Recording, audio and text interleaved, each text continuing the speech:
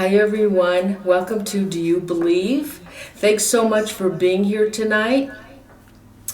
I have an awesome guest tonight, but before we get to our guest, would you please subscribe to the channel and please give us a like? We'd really appreciate it. I am your host, Noreen, and in the studio with me I have Tim Wood. Hello, Wave, everybody. Tim. Nothing to see right now. Tim's with me tonight, and so you know what that means. That means after the show, we're going to be doing an ITC session with the Ghost Box, right, Tim? Yes. Right. Yes. And so tonight, I have an awesome guest. She's a dear friend of mine, Andrea Perrone. I've had her on my show before, and I think our last show lasted over 2 hours, but it won't be 2 hours tonight. She has an awesome, haunted, true story to tell you. And so let's all please give a warm welcome to my dear friend, Andrea Perrone. She has written the book, House of Darkness, House of Light. Welcome, Andrea. Thanks so much for joining me tonight. Oh, thank you so much for having me. It's truly my pleasure to be with you. Thanks, Andrea. Now, do you want to tell the viewers about your book and what's happening with it? Well, I'm very proud, pleased, and thrilled beyond measure to announce that Volume 2 of the trilogy was published on March 11th, which, interestingly enough, turned out to be 2 years to the day that Volume 1 was released. And I had no control over the release date. I had done all my work, and it just happened to come out on the same day that the first book did 2 years prior. Volume 3 will not take that long. It'll be out before the film is released in July. But it is a full accounting, an unabridged chronicle of events which occurred with our family between 1970 and 1980 in a beautiful colonial farmhouse in Harrisville, Rhode Island. And we lived there for almost exactly a decade. And in that course, over that course of time, we all were exposed to elements, supernatural elements that we at first truly could not comprehend, and then learned to live with and actually develop an affinity to. And we were all little children. I was the eldest of 5 little girls. And I was 12 years old when we moved into the house, and my baby sister April was 5. Cindy, number 4, was 7 or 8. I'll have to do the math on that.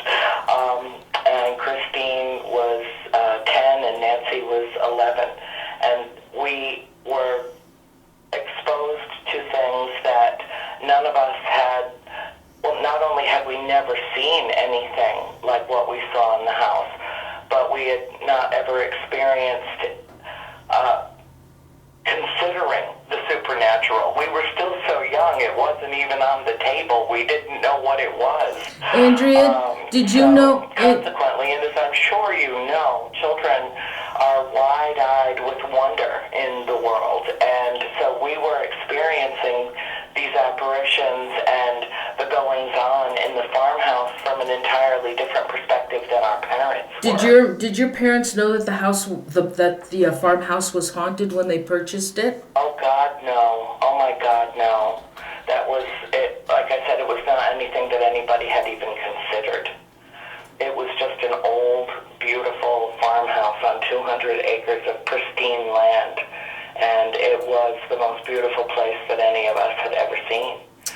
And my mother wanted it desperately so that she would have a clean, wholesome environment in which to raise her children. And that was the only impetus behind her decision to even go look at the farm in the first place. And she did so quite on her own, having seen a small advertisement in a local paper when we still lived in Cumberland, Rhode Island, which is a suburb of Providence. The 3 books chronicle the entire time that we're there, and they start while we're still in Cumberland, Rhode Island, because an entire series of events transpired there, which really became the catalyst, which prompted my mother to look for another place for her children. It took about 6 months for on the farm till we actually purchased it and moved in. And it was in the middle of a snowstorm, and as we were moving in, actually the snowstorm had pretty much subsided by that time. We traveled in it, but it had quelled a bit by the time we were unloading the truck, but it was still slippery and icy, and it was a mess. And we were carrying boxes into the house out of this enormous moving van. And I walked right past a man in the dining room who I thought was a man. And I found out later from my sisters, Cindy and Nancy, that it was something quite else, that it was perfectly able to manifest in full form and then disappear. And my sister Nancy named him Manny because she was a little kid and he was a man. And so before we knew it, the apparitions that we were seeing in the house were being named as if they were pets. Oh, how cute. How often did these spirits manifest themselves to you? Frequently. On a daily basis? On a daily basis? At least 10, most likely 12. Oh my God. Oh my God. Were these nice spirits? Mostly entirely benign, and would often manifest right in front of us and yet not acknowledge us in any way, as though they were entirely in another space and time. Really? But the apparition was in full form. There was a father and a son who would often appear at the top of my staircase, where they'd both be standing with their dog looking out the back window of my bedroom. Oh my and God. So it was a bit unnerving. You know, my mother got used to hearing us cry out, "Mom, there's a ghost in my room." You know, but it was mostly because we didn't want to run through them. We didn't. You know, I have a whole story in Volume 2 about how I call them the Holy Trinity, the Father, Son, and the Holy Dog, that are at the top of my stairs, and there's a notebook on the other side of them that I need so that I can go back to school. Could you do something, Mom? And of course, by the time she got there, they had dissipated, and which made me wonder, even as a child, is this like a hologram? Even before I knew what a hologram was, I mean, they didn't really, I don't know if that word even existed back then. I know there were no such things as answering machines or cell phones. Yeah, or waves, you know, it was rather primitive compared to how our lives are today. But I would often say to her, it was more of a nuisance than anything else, but there was also something very evil and very dangerous in that house. And my sisters, I believe, inadvertently opened the door to it. How did they do that? Well, playing with the Ouija board. No which way. They have been forbidden to do. And so what happened when they used the Ouija board then, Andrea? All hell broke loose in the house. Oh my God.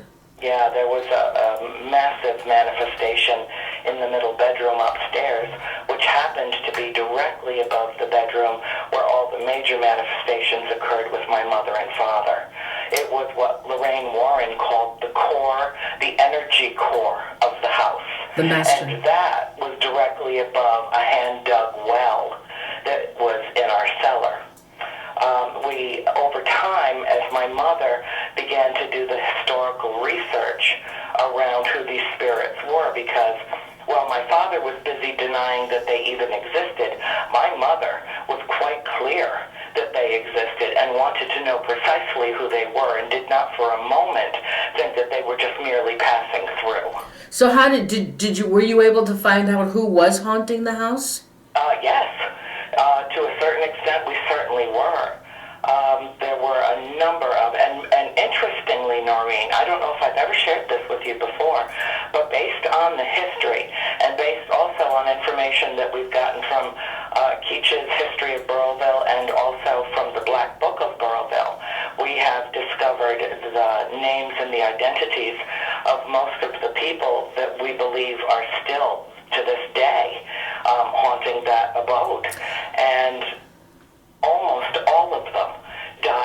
their own hand, or they died so quickly and so tragically that they don't know they're dead. Oh my and that God. is my presumption. I know you didn't tell me that before. Wow. So how did your mom find all this out? Did you look at pictures? Were you able to look at other pictures in these books and identify them then? No, there were no pictures. It was just based on finding their tombstones and getting etchings of the dates and then matching them up with the dates that were listed in the history books. There were really no photographs. We only have one photograph of the entire Arnold family, and this was the Arnold estate. It was at first the Dexter Richardson homestead. When it was first built, it was finished in 1736. It later became known as the Arnold estate. And we have access to one photograph, which you should be able to find on somewhere out there. I pretty much got it out there everywhere, but it's of the Arnold family in 1885, and it was taken 3 months before Bathsheba Sherman died, and she was one of the Arnold clan. Really? Okay. Eva Sherman is the one who Mrs. Warren said haunted our house and haunted my mother and hated my mother and lusted after my father. And if my father doesn't think that it's her. He thinks that it's Mrs. John Arnold who hung herself in the boarding room in the eaves of the house, or he thinks it's the elder Mrs. John Arnold who, at the age of 93, hung herself in the barn. But Bathsheba Sherman is the one that's most suspect because she's the one that had the most sordid reputation in the village of Harrisville. When she was a young woman, she had in her care an infant. We don't know if it was her own baby or if she was babysitting. But apparently what she did was, what she was accused of doing, let me put it that way. Okay. What Bathsheba was accused of doing is taking a needle and driving it into the pit of the skull of this infant. The baby had convulsions and died. And there was an inquest in the town of Chepachet because the town of Burrillville was not even incorporated at that time when this happened. And so the county seat was Chepachet to the south. And there was an inquest, and she was let off the hook because there was no forensic evidence. There was no DNA back then. And a la Lizzie Borden, she talked her way out of it and convinced everyone of any import in her case that it was an accident. But the people of the town never forgot, and she was treated very harshly. It turned out that her judge and jury was the townfolk themselves, and she had a horrendous life. And the word was that she was a practicing witch and that she had sacrificed this infant to the devil for eternal youth and beauty. And I think that the way that all started was, keep in mind, it was not that much longer. It was not that far past the Salem witch trials. And witchcraft was very dark and forbidden and truly dangerous thing to accuse anyone of. So why do you think she haunts the farmhouse? I think that her life was that if it is indeed Bathsheba, whoever it is, let me put it to you this way, whoever the woman is who haunts that farmhouse, who haunted my mother and taunted her with flames, with fire, whoever it is, perceives herself to be the ongoing mistress of the house. She told my mother in no uncertain terms, "Get out." Now, did you hear these words with your own ears? No, I heard these words through my mother under hypnosis. Oh. "Will drive ye out with fiery broom, will drive ye mad with death and gloom." Oh my God. And chant and an incantation that my mother could only remember part of until she was hypnotized, and she has refused to ever undergo that procedure again. Oh, She my feels God. that the world knows enough about what was said to her and what happened. And there was a gathering in her bedroom with my father placed in some kind of state of suspended animation. She was absolutely unable to wake him during the siege. And it was that spirit, along with every other spirit in the house, from little children to elderly people, all standing around my mother's bed at the same time with torches that were ablaze, and my mother out of her mind in fear because all she knew was that there was fire in her house and her children were asleep above her head. Oh my God. Now, these spirits never appeared before your father? No, my father did have several encounters, many encounters, but he was not allowed to see what, in your mind's eye, try to imagine what a coven of witches would look like, all chanting the same time, all in unison. That's what happened to my mother. Now, my mother was attacked 2 different times, physically attacked. No, I'm sorry, 3 different times. And then there were 2 major manifestations in her bedroom, both of which my father was present for. When he woke up, his back was serrated, as if something that had sharp claws had literally torn the skin from him. Oh my God. And even then, even after it happened the first time, he was so stunned by it. It took years, Maureen, years, for my father to come to terms with what happened at the farm. And it was his doubt about it and his staunchly pragmatic attitudes about it that created a rift between my parents that actually never healed. It was the beginning of the end of their marriage. Oh, that's too bad. Because my mother had never once lied to my father, and he questioned her veracity on the subject when she started seeing things and having, literally being physically attacked. I mean, she could have been killed twice. Once with an episode that occurred in the garden. It wasn't just the house. The barn was more active than the house. The property was as active as the house and the barn. Oh, so there were spirits outside of the house as well? Yes, many, many. There were a whole little troop of Indian children, Nipmuc Indian children that played in the woods that my sister April, my sister Cindy saw frequently. April, I think, saw them even more than Cindy did. I know that Nancy saw a family that lived in the house that later was torn down and was the old cellar hole on the property. And all of these stories are in Volume 2, including the one episode that my mother, thankfully, thank God, has no memory of. And that's the night that the Warrens came and did a seance in our house. Now, how did the Warrens get involved in this? Well, we're not exactly sure about that, honestly, because my mother was so mortified by what was happening. The only person that, to my knowledge, she even told was our family attorney, because she wanted to know if she could get out of the sale of the house, or at least turn around and put it right back on the market. And so she has shared with him and another close friend of hers, Kathy. But we're not exactly sure. We did have a friend who had gone to see the Warrens, but even before they came, just before they came, Keith Johnson came to the house with his group, Pyro, from Rhode Island College. Well, how did they find out about We're not exactly sure it? how they knew either.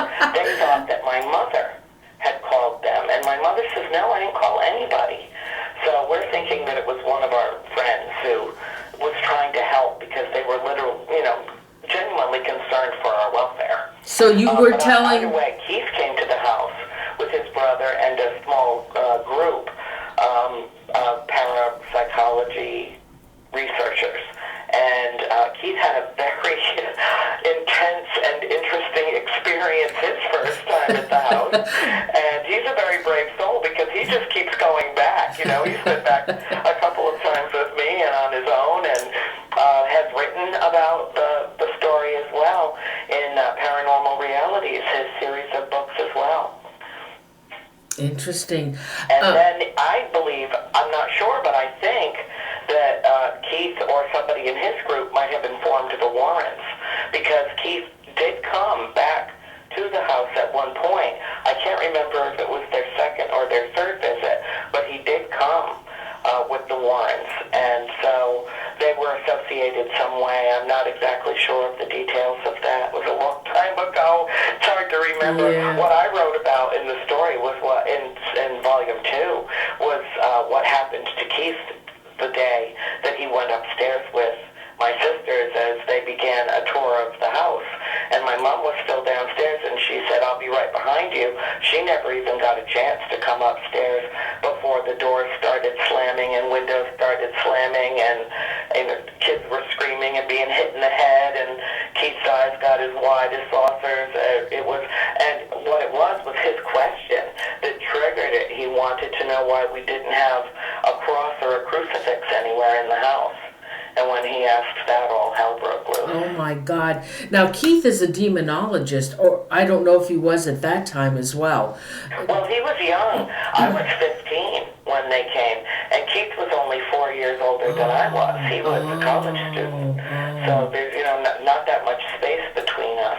Whereas I believe the Warrens were probably in their late 30s. So so how many times did the Warrens come to the home? All told, I think about 5 or 6 during the course of their investigation.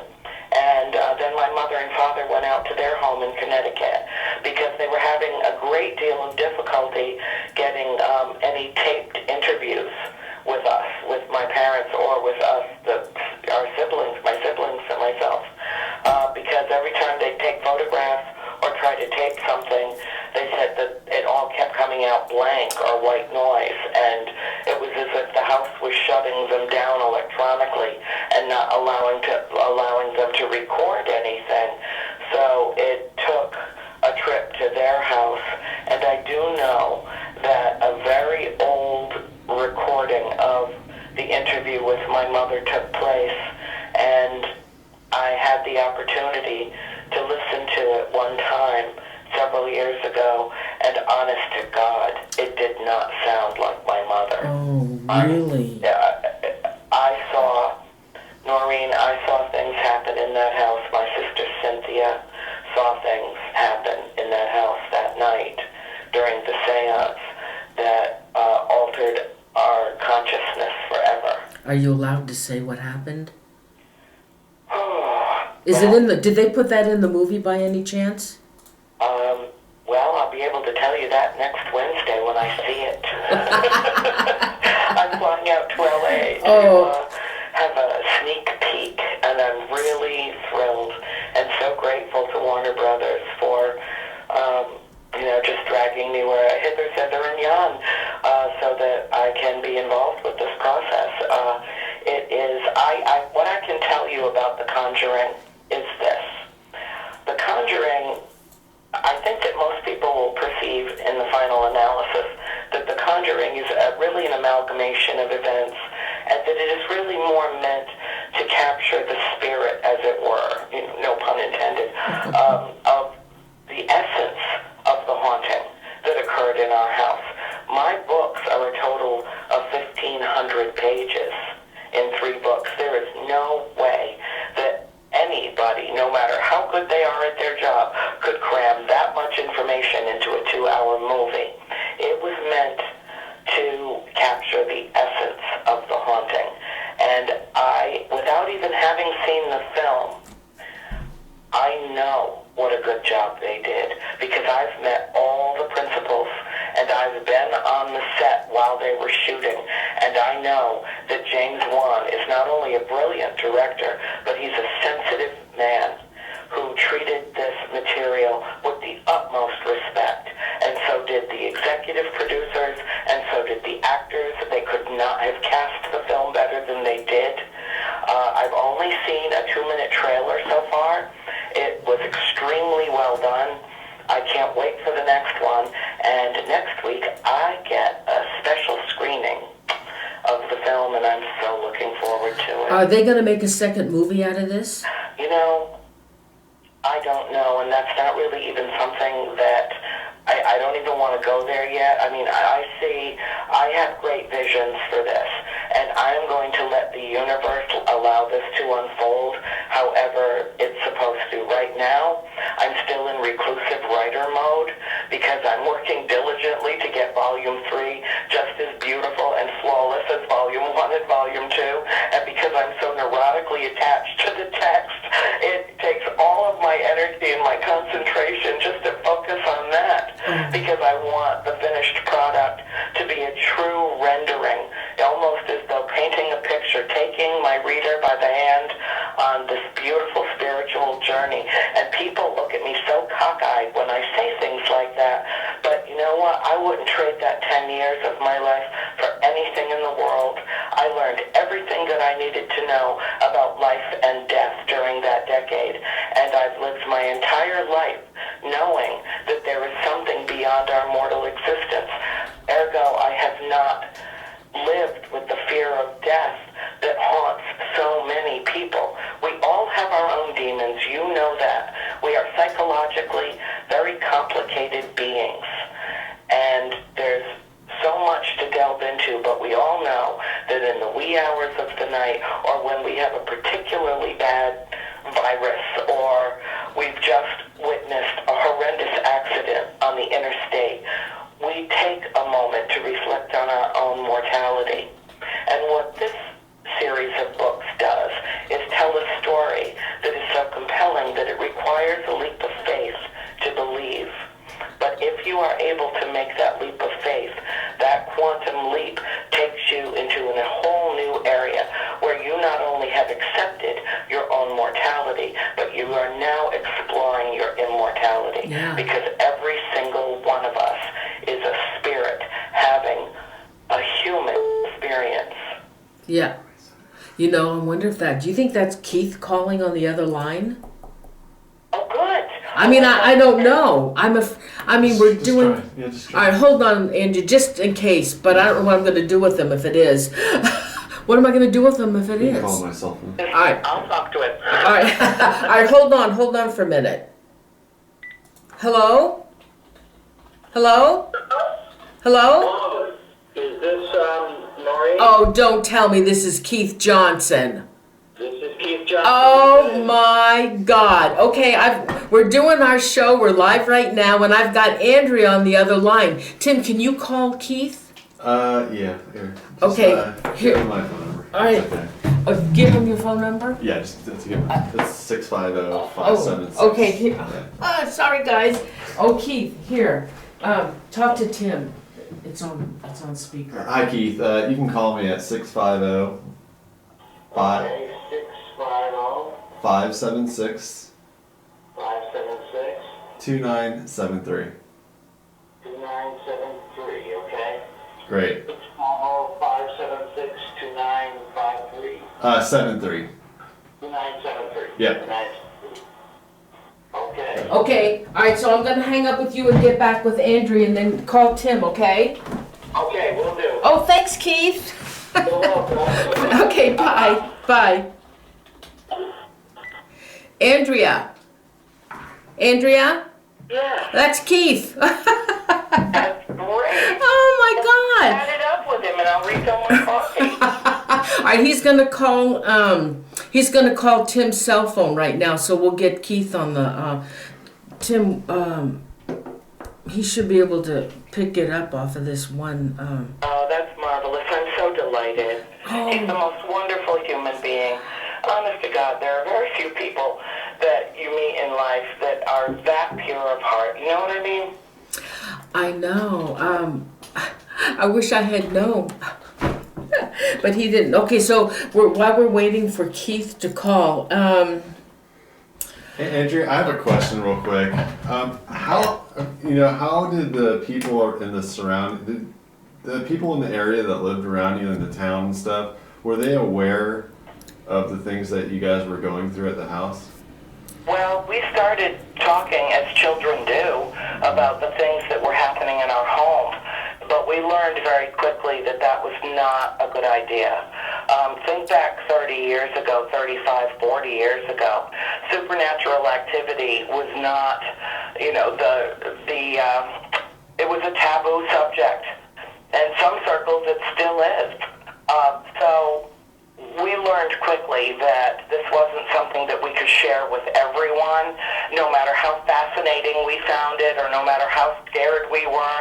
It's interesting, one of my sister's friends that she grew up with in her homeroom just wrote to me the other day, and she said, I always wondered why Nancy was so tired, why Nancy always looked, she was such a sweet girl, but she always looked so tired. She said, I had no idea what your lives were like at night in that house. Wow. You know, it was, we were all affected in a variety of ways. And things would happen, and then we'd have to go to school and pretend that we were normal kids, when in fact we were paranormal kids. Yeah. What's the attitude of the town now with the property? Harrisville / Burrowville could not be more supportive.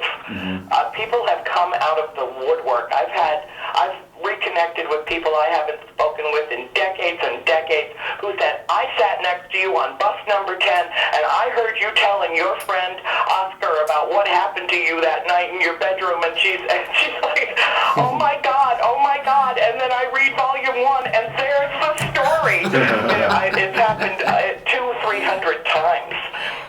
People in Burrowville and particularly in Harrisville have been so incredibly embracing of this. And, we were bullied a little bit in school, and we've even had people reach out to us and say, we're so sorry I mistreated you or made fun of you. So a healing has occurred as well. And that, to me, is the most splendid part of all, because in the telling of our story, we waited 30 years to tell our tale of darkness and light. And we did so with purpose and reason, because the world was not ready for this story when it actually happened. Now, have you had any experiences since you moved out of the house? Yeah. That have been, it's like stuff that you believed followed you around or from the house? I really don't know how to answer that exactly. I don't really perceive it as a case of having been followed, although my mother had a very intense experience when we moved to Georgia in 1980, which would lead an experienced paranormal expert to perhaps claim otherwise, that we had been followed. However, but you have to wait till volume 3 for that story. But I have, ever since I was first exposed to and came to terms with the entities, the spirits, the ghosts, the life forms that continued on in that house, I perceived it as shared space. We all did. All the children did. We shared our home. And I don't know if it's them that is such a protective influence, that is such a guiding force behind the writing of this book, but I will tell you that in my acknowledgments at the end of volume 3, I thank the spirits, because these volumes of books, this story, without a great deal of help from mortals and immortals alike, would not exist. Okay, we've got Keith on the phone. Wonderful. Keith, hi Keith. Hello, how are you doing? Oh, I'm just fine. Thank you so much for joining Andrea and myself and Tim Wood on the show. And Keith, everyone, this is Keith Johnson, who is on the phone. He's the famous demonologist. You've seen him on Ghost Hunters, and is Ghost Hunters International as well, Keith? Were you on that? No, I was on Ghost Hunters, and I've been on Paranormal State as well. And can you just give him a little bit of background before we ask you about your experiences at the Arnold estate? Well, I've been practicing as a demonologist for quite a few years now. I've been paranormal investigating for even longer, and I've been doing it since I was a teenager and had many experiences and was a member of the Atlantic Paranormal Society long before the TV show Ghost Hunters even came out, and belonged to quite a few groups over the years. And I was into it when it was not popular. Before it was considered cool, I was into it. So I've been doing it for quite a few years. Andrea's here with us as well. Say hi to Keith, Andrea. I was just on the phone with him the other night. Hi. We burn up the wires. We certainly do. He's like a brother to me. He's a wonderful human being. I'm so thrilled that you made it, Keith. I'm thrilled that you're on with us tonight. Well, I'm glad to be here, and it's always a pleasure to talk with you, Andrea. It always is. Keith, can you tell us what happened at the Perone family's farm? And how you got involved? How did you get involved in it? Well, I got involved by, I was in a college parapsychology group at the time called Parapsychology Investigation and Research Organization. And I had put an ad in a local paper, actually, and see, this is before most people even, did anything like this. So I put an ad that we do investigations, and that's how we got in touch with Andrea's family. And we were invited to come over, and we did an investigation, and we found out that this was the real deal. I mean, these people were going through a lot. They were going through something really horrendous, and the strain was very much showing on the family. And we came in there, as soon as we came on the property and we went into that barn, it was just like the atmosphere was so thick, you cut it with a knife, and it's hard to describe unless you've actually experienced it. It's actually like an electrical charge, but it's draining from you. It's like there's too much static electricity in the air, and it's draining from you. And the more we talked about the subject, the thicker it got, as if something was responding and actually warning us. So as soon as we got on the property, we knew this was actually going on. And of course, an elderly woman had hanged herself in that barn. An elderly woman who was accused of practicing witchcraft over a century before. So I was with the family, and the atmosphere just kept getting thicker and thicker. I was upstairs with some of Andrea's sisters, and they were telling me how frightened they were. While they were telling me, I asked them, well, do you have any religious beliefs? They said, yes, we're Catholic. So I advised them, when you're frightened, try calling upon the name of Jesus. As soon as I said that, it happened so fast. All pandemonium started in the room. I mean, windows slamming, and one of the sisters was slapped on the side of the head. She screamed in terror. And the atmosphere was like you could hardly breathe. You wanted to run right out of the room. That's how electrically charged it was, and it was draining right from you, almost like nauseating, like you couldn't stay in there anymore. And I realized this was a very, very real situation that these people were going through. Oh my God. How many times did you go to the home? Well, I've been there, back then I went once to visit with the family and investigate, and years later, of course, I've been back since, and always come away with something there. Every time I've gone there, there's some kind of experience. But I'll tell you, the way it is now is nothing compared to what these people were going through, Andrea and her family, because then it was really hostile and it was actively seeking them out. See, now it's there. The presence is still there, but it tolerates the owners that are there. They're very nice people, and it just tolerates them. But something about Andrea and her family. Well, that's one way of phrasing it, sure. Well, there was just something that these entities, especially one in particular, they wanted to consume this family. There's this hostile entity that I swear wanted to consume Andrea and her family. They just wanted to take over and just possess them in any way conceivable. And I do mean any way conceivable. Did you do a paranormal investigation then on the home? And Yes, did bit of townhome. did you get any pictures or EVPs? I did get several EVPs, yes. And I wish I had them right with me, and I've been looking all over trying to find them. And you know what happens when you're trying to play evidence, all of a sudden it'll kind of explode on you. You know, I've already had one tape bite the dust so far tonight, one tape. So I do have backup somewhere. I haven't been able to locate it. But, you know, What you did go it to say, play. Keith? Do you remember exactly? You gave me a copy of one, and I remember distinctly hearing two words on the tape, and that it was the time you told me that you felt like you were being followed around by a little girl, or maybe that was Julie Griffin, who was when she was investigating. But I remember somebody telling me recently that Keith went with his crew and did a beautiful job photographing, actually videographing. What's the word? They made a video which is on his Ghost Star Near, I think it's episode 79, which gives you a virtual tour of the house. And wasn't it that night, honey, that you got something that said, "Why are you here?" or something like that?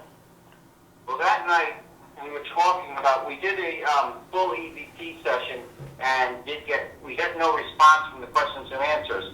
However, after we've done the walkthrough of the house and videotaped the whole thing, and I really want to just a little boast about my team a little bit, because they do such a wonderful job with recordings and videography, and with the way they documented that house. Now, our team member Janine just went through that whole house top to bottom, and you know, it's such a tour of the house, the way the house actually is. And we were downstairs talking with Norma, who is the current owner, and she asked me if there'd ever been an exorcism performed there, or a blessing of the house. And I told her there had been clergy there, but they were not able to totally get rid of whatever was there. They weren't able to get rid of anything that was there.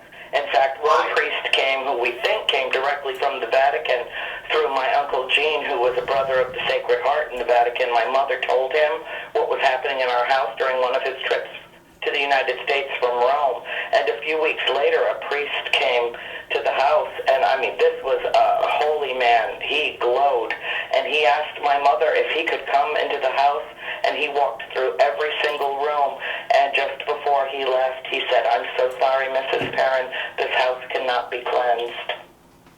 And he blessed the house from outside the house. Oh my God. Keith, I have a quick question. You told your mother that it could not be totally cleansed. Keith, I have a quick question for you. Since you're in demonology, is there some locations that cannot just be cleansed through the power of God, or I mean, why is that? Once in a while, you'll find a house that the hold on it is so tenacious that the spirits, they'll just be so stubborn. Some houses, they are the way they are, and for whatever reason, it's a mystery. But certain spirits have a right to be there. They have a legal, spiritual right. We don't know why. Sometimes it's because they've been invited in, but sometimes they just have a tenacious hold on houses. Now, I believe through the power of God, people can be kept safe. People can be kept totally safe if they are faithful, they are believers. But there are some locations and some houses, they're just going to keep coming right back. These spirits they're very malignant, they're going to keep coming right back. And I do believe the Harrisville farmhouse is one of those houses. Because I always describe it as a portal cleverly disguised as a farmhouse. Well, that's exactly what it is. I think it's a portal to the spirit world. I think it's a portal to other dimensions as well. And I think it's even a time portal myself. I do too. In fact, the very best review that I have gotten from my telling of this story, House of Darkness, House of Light, was from a quantum physicist who read, I gave him the entire manuscript, and he said, when he wrote back to me, he wrote me one line, and I thought, oh, one line, what kind of review is this? Well, the line was, your story is a masterpiece. It is also empirical evidence of the existence of a fourth dimension. Oh my God. Verbatim. Oh my God. So Andrea, how did you come to terms with like all this activity? Like, how did you guys live with it? Was it every day something was happening, or how persistent was it? No, we'd actually go sometimes weeks and months without having a major manifestation. But little things would always happen all the time, and we felt very scrutinized, all five of us, the kids. We would never, there was one very large bathroom in the house, and whenever anybody needed to go to the bathroom, she'd grab a sister to bring with her, because we never felt that we had any privacy.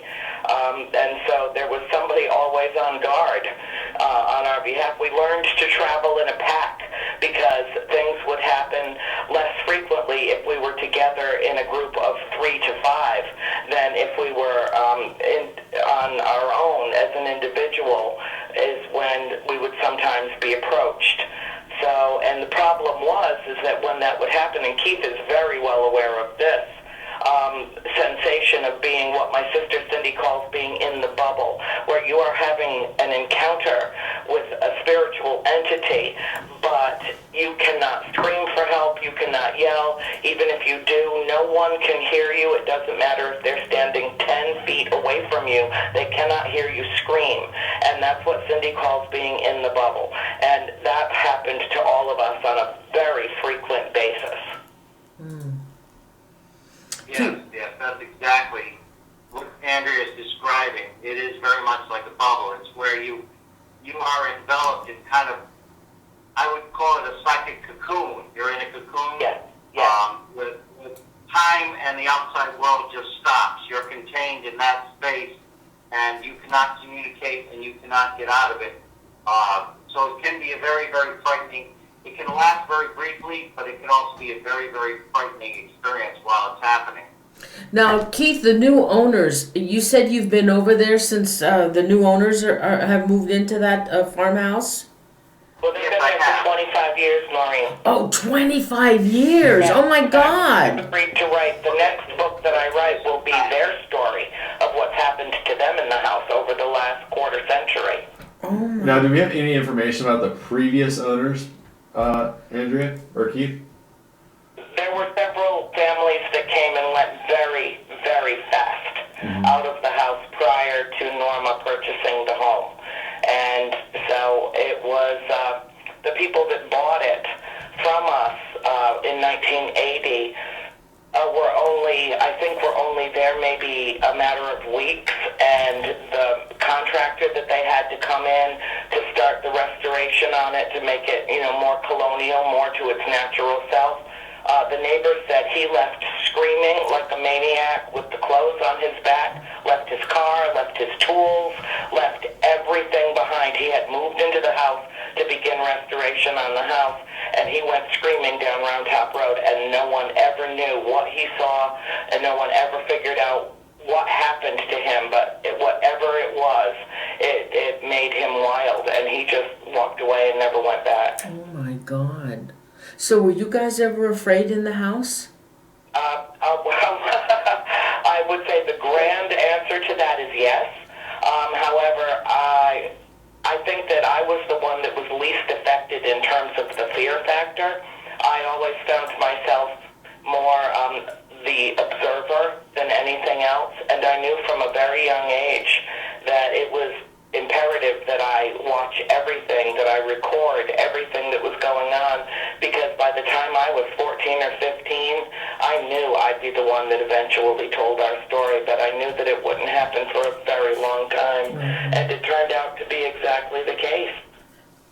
Do you think these spirits, that you had so many in the house, do you think that they were aware of each other? Oh, absolutely. Do you think they knew they were dead? Not necessarily. At least I think there were at least a couple who died so quickly, including little Prudence Arnold. Bless her heart, she was a couple of months away from her 12th birthday, and she was raped and murdered in the house, had her throat cut by a scoundrel named Bill Norton, who then ran from the house with the $2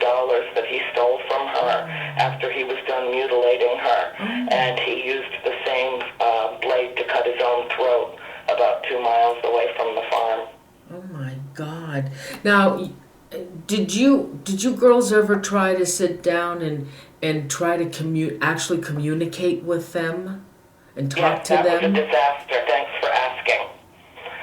Yeah, disaster. Oh my God. Yeah, twice.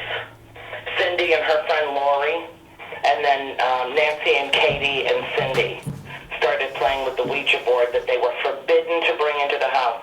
You know, I don't know if I've ever even discussed this with Keith, but I consider Ouija boards to be very dangerous, not for the paper and plastic that they're made out of, certainly, that's an inanimate object, but when you focus that kind of psychic energy and you have more than one person all thinking the same thing at the same time and calling forth the spirits, be careful what you ask for surely you will get it. You know, I start one of my chapters with children are stupid. Kids are stupid. We were all told, my sisters were told, not to bring anything like that into the house. Nothing associated with the dark arts. Mrs. Warren could not have been more clear. And they did it anyway. Wow. So they got what they deserved. Well, okay, so you guys were afraid, but why do you think you were so attached to the house when you were afraid of these spirits? Well, I don't know. I can't really explain that, but from the moment we all laid eyes on the place, we knew it. We knew it as though we'd lived there 100 times, and there were spirits in that house. There were two spirits in that house that so closely resembled me that it was shocking to my family. Shocking. A little girl that would walk through the middle bedroom, come out of the eaves, through the closed door, walk right through the door, and walk through the bedroom. She always had a book in her hands. And my sister Cindy said to me over and over again, "Oh my God, she looks just like you, just like you." But I was 5 years older than Cindy, so the only way Cindy knew me at 5 years of age was from family photographs. But she still identified that little girl as me. Wow. Now, And then I had an encounter with a very old woman in the house who had my identical facial features, identical, oh like my, looking in a mirror. do you think there's some kind of connection way, way back? Yes, I do, at least for myself. But my mother was really the one that was under siege in the house, and she was the one that took the brunt of it. Cindy had many, many episodes, many encounters. Christine had some that were so difficult for her to talk to that I was wrapping up the manuscript for the 3 books before I got her to tell me everything that happened to her in that house. So were her experiences different from the other girls? Oh yeah, every one of us had very unique experiences. Very unique experiences with different entities. Oh, that's what I was going to ask you. Were they different? So with different entities, really, are you able to talk about those experiences? Well, honey, you don't have enough time for Oh, me to talk about those experiences. I know. I told you only an hour You need to tonight. block out a good 6 hours for the show and then break it up into 6 segments because don't even get me going. I have a quick question. Do you think, that when you guys first arrived at the house, all the experiences that you had, do you think it was somewhat a fate that you guys were somehow supposed to go there so that, Keith and the Warrens and all, in the Conjuring movie and all this stuff, so that the story of these possible entities that resided at this location, their stories could possibly be told? Do you think That is probably the most erudite, most brilliant question that has ever been asked of me. And speaking only for myself personally, I will say the answer is yes.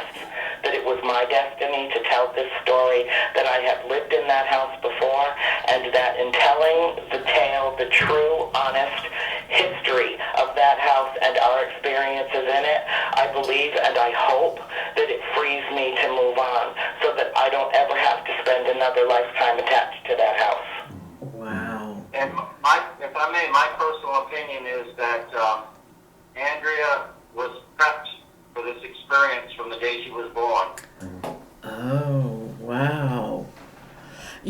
Keith, we had asked this question of Andrea the last time. Andrea, it's about 2 years since you were on the show last time with me. But do you remember us asking you if you had any kind of UFO experiences on the property? Yes, and I remember distinctly dodging that as if it were a bullet. Yes, we did have some experiences at the house that were inexplicable. Outside, we saw things overhead. I don't know what the connection is. People ask me, I can't give you an answer. I would love to be the world's leading authority on this, but the fact of the matter is, no one is a world's leading authority on this.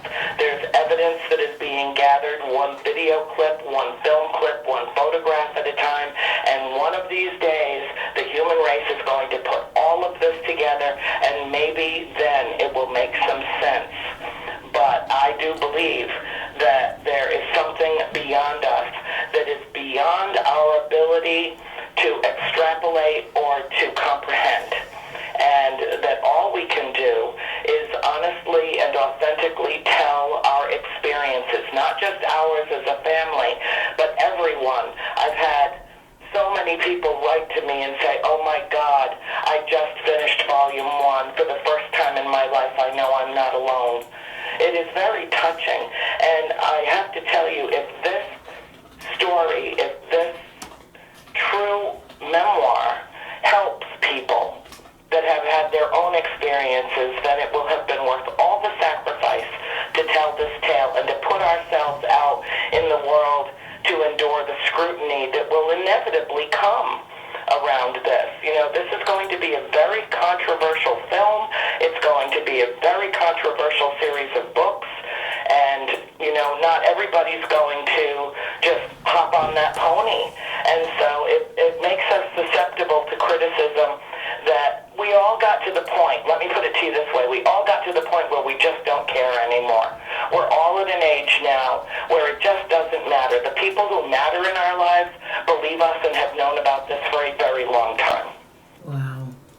And I think that some people will, yes, there will be criticism because this story being told, but also I think more importantly, people who have been through this will realize they are not alone and they have somebody to turn to, and they will read this book and say, you know what, I'm not crazy, this is true, and I'm reading from somebody who understands exactly where I'm coming from. And I think this will be a godsend with so many people who have been through these kind of experiences. Andrea's already gotten a lot of response from this, from people saying, I read your book, I know what you're talking about, thank you for understanding. Wow, that's so awesome. Well, I think our time has run out. Andrea, hold on for 1 second. Keith, thank you. Thank you so much. It was just a pleasure to have you join us on the show. Would you like to plug anything or give us a website or anything to the viewers? Do that, Keith. Do it. Well, my website is nearparanormal.com. N-E-A-R, paranormal.com. And we have our own TV talk show, which is Ghosts Are Near. We have the links to our shows right on the site. And please tune into our shows. You will see inside. You will see the episode that Andrea mentioned. And you'll see inside the house. Get a look inside the actual House of Darkness, House of Light. And you'll also see our interview with Andrea, which was a very, very special show. And so I advise anybody interested in this story to tune into our site as well, and you'll find us there. Oh, yeah, I will. I definitely will. And I'm asking you, Keith, would you like to be a guest on our show in the future? I most certainly would. I most certainly would. Wow, thank you so much. Hold on, Andrea. Thank you, Keith. I'm going to say goodnight to you, and I will check out your website. I do want to see that interview, and I'd love to see the video on the house. I've been dying to see that. And again, thank you so much, Keith, and have a wonderful evening. You're welcome. God bless. Same to you. Good night, honey. I'll talk to you soon. Good night, Andrea, dear.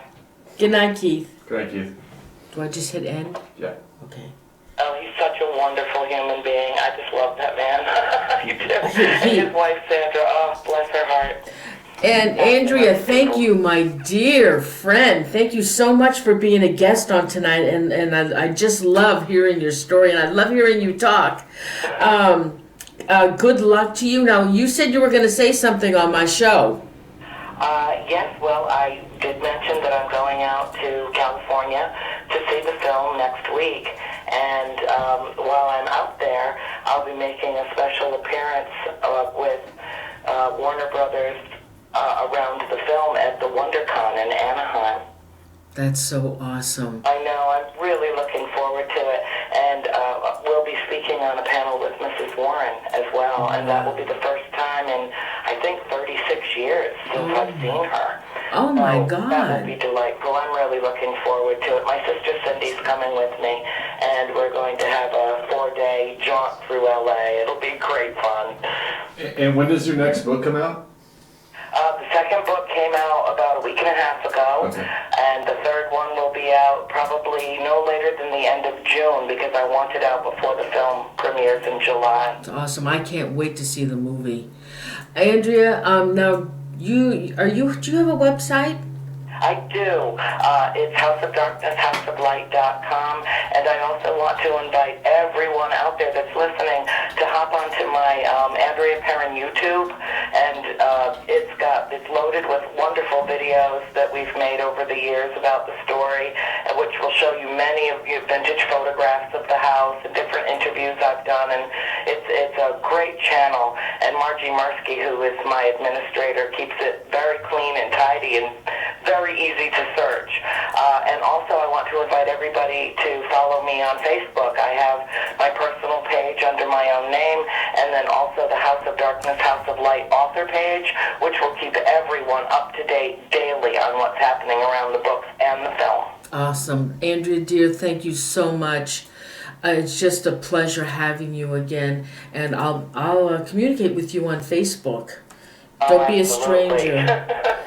Thank you so much, Noreen. Thank you very much to both of you. It's been absolutely delightful. Thank you, Thank dear. you. Thank you. Good night. Have a wonderful evening. Thank you. You too. Good night. Good night.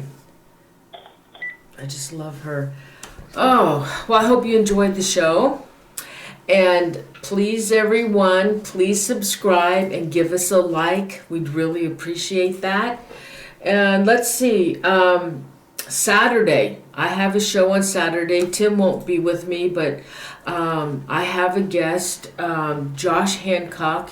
He is a professor, an English teacher professor, and he did a documentary called Cabin 28. It's the Ketty Resort murders. It is absolutely horrific. It's never been solved, and so he's going to be a guest of mine on the show. It'll be a intriguing show. It's a subject I've been involved in this subject for I think 5 years now. I found out about it, and it's just unbelievable. So don't forget Saturday, and also don't forget subscribe to us, give us a like, and anything else, Tim? We only have 8 tickets left for the Virginia City Paranormal Retreat. So if anybody's interested in coming out to Virginia City, we don't have any of the overnight tickets available, just the investigation tickets, only 8 left. So if anybody's interested in hanging out in August in Virginia City, it's going to be a great time. So we're going to have fun. I can't wait. So, and then we're going to take a break. We're going to take a break, and then we're going to be doing some a live ITC broadcast. We're going to be just kind of messing around with some new equipment and stuff. So stay tuned. Please refresh the page too in about 20 minutes, and the new player will show up. Okay. So thanks, everybody. See you in about 20 minutes. Thanks to the viewers, everybody in chat, and thanks to the moderators. Thank you so much. We'll see you in 20 minutes. Good night. Thanks, guys.